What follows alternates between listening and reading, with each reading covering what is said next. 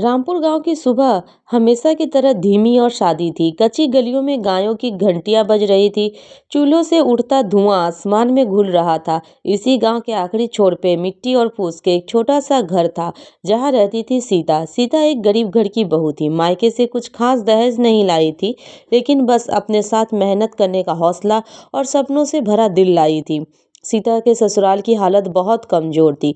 पति मोहन खेतों में मजदूरी करता था। सास बीमार रहती थी और ससुर बूढ़े हो चुके थे। घर में कमाई का कोई पक्का साधन नहीं था। कई बार तो दो वक्त की रोटी भी मुश्किल से नसीब होती थी। सीता सुबह से शाम तक घर की काम, पशुओं की देखभाल और खेतों में मदद करती, फिर भी चेहरे पर सिकन नहीं आने देती। एक दिन की बात है, गांव में हाट लगने वाली थी। हाट के दिन गांव में चहल पहल बढ़ जाती है। दूर दूर से लोग सब्जी, अनाज, खाने पीने की चीजें बेचने आते थे। सीता ने देखा कि हाट में समोसे की एक दुकान पर हमेशा भीड़ लगी रहती थी। लोग गर्मा गर्म समोसे खाते और खुश होते दिखते। सीता के मन में एक विचार आया, घर में भी समोसे बनाकर बेचूं तो शायद घर की हालत सुधर सके।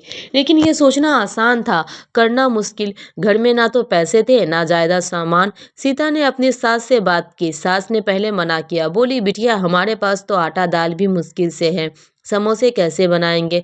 लेकिन सीता ने हिम्मत नहीं हारी। उसने समझाया कि थोड़ा सा आटा, दो आलू और कुछ मसालों से शुरुआत की जा सकती है।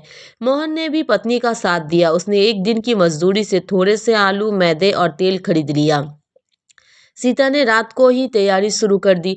मिट्टी के चूल्हे पर बैठकर उसने आलू उबाले, उन्हें मसालों के साथ मिलाया। उसे बचपन में अपनी माँ के हाथ के बने समोसे याद आ रहे थे। उसी स्वाद को मन में रखकर उसने मेहनत से समोसे का मसाला तैयार किया। अगली सुबह सीता जल्दी उठ गई। उसने आटे की लोइयां बनाई, उन्हें बेलकर समोसे का आकार दिया।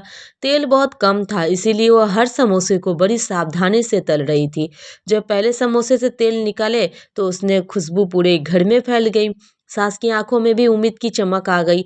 सीता ने एक पुरानी टोकरी में समोसे रखे और हाट की ओर चल पड़ी। यह उसका पहला कदम था। दिल तेजी से धड़क रहा था। हाट में पहुंचकर उसने एक कोने में जगह बना ली। शुरुआत में लोग उसे अनदेखा करते रहे। पास की दुकानें पुरानी थी, लोग वहीं जाते थे। सीता थोड़ी घबराई, लेकिन उसने हिम्मत नहीं छोड़ी। कुछ देर बाद एक बच्चा वहां रुका। उसने समोसे की खुशबू भा गई। उसने एक समोसा खरीदा और केस से खुश हो गया। उसने अपनी माँ को बुलाया। फिर देखते देखते दो चार लोग आ गए। सीता के हाथ से समोसे तेजी से बिकने लगे। लोग कहने लगे, बहू, तुम्हारे समोसे तो बड़े स्वादिष्ट हैं।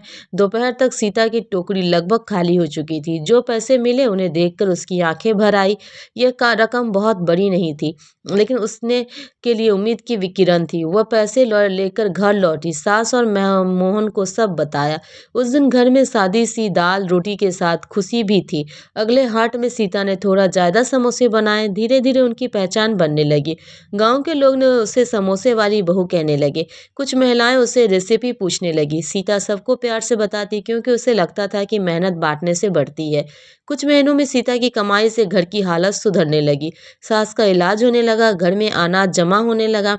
मोहन को भी अब मजदूरी के साथ पत्नी का साथ देने में गर्व महसूस होता था। दोनों मिलकर भविष्य के सपने देखने लगे। एक दिन गांव के प्रधान ने सीता को बुलाया। उन्होंने कहा, बहू, तुम्हारी मेहनत पूरे गांव के लिए मिसाल है। तुम चाहो तो पंचायत की मदद से एक छोटी सी दुकान खोल सकती हो। यह सुनकर सीता को यकीन ही नहीं हुआ। उसने कभी इतना बड़ा सपना नहीं देखा था। आज सीता की दुकान हाट में सबसे मशहूर है।